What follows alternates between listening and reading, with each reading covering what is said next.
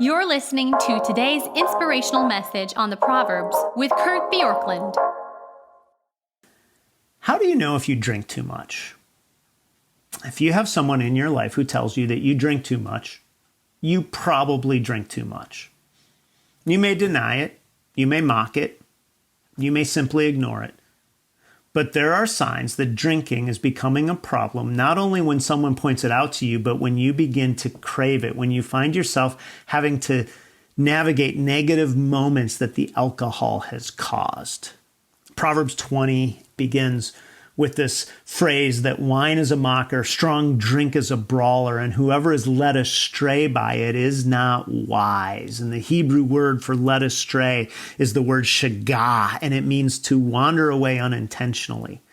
The same word is used in Proverbs 5:19 and 23 by one who's led astray by a seductive woman. And the idea here is that it starts off not seeming like a big deal, but as you continue to do so, that you are ultimately put into a place where you are carried away by something. Intoxication was considered out of bounds for a member of the covenant community in the Old Testament. This is according to Alan Ross. And Proverbs 23, verse 20 and 21 expands on the scope of Proverbs 20, and we're going to cover it here rather than in chapter 23.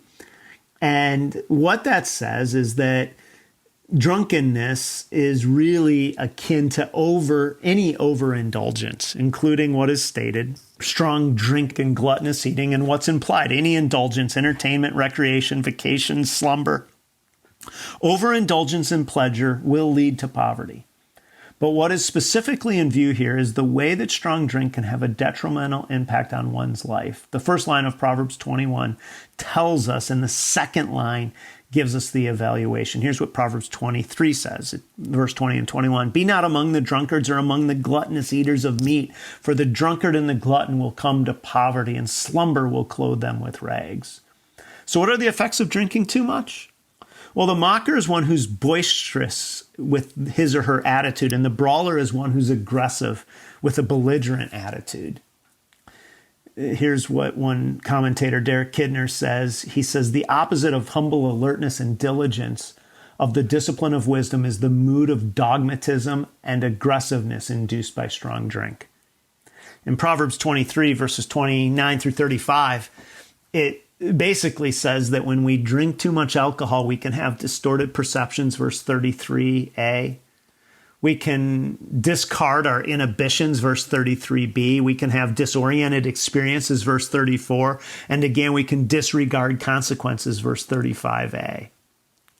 So the person who drinks too much is basically led astray and comes to poverty, or used as a synonym means that they have negative consequences from their overindulgence. And the evaluation of this is really simple, that drinking too much or overindulgence in any pleasure is not wise.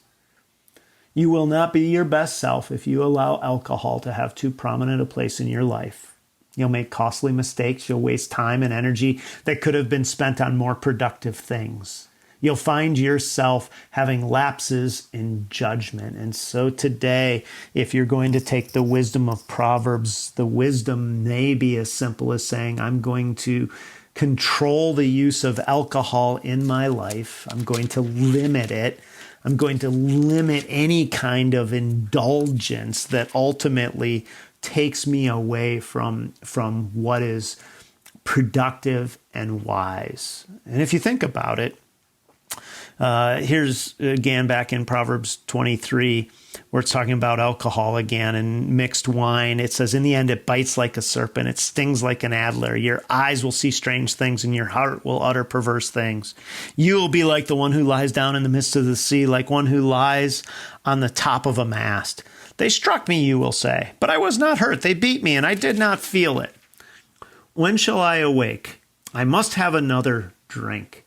And again, this picture is just that we don't see reality, we don't have inhibitions, and we don't really fear consequences when we allow this to be too big in our life.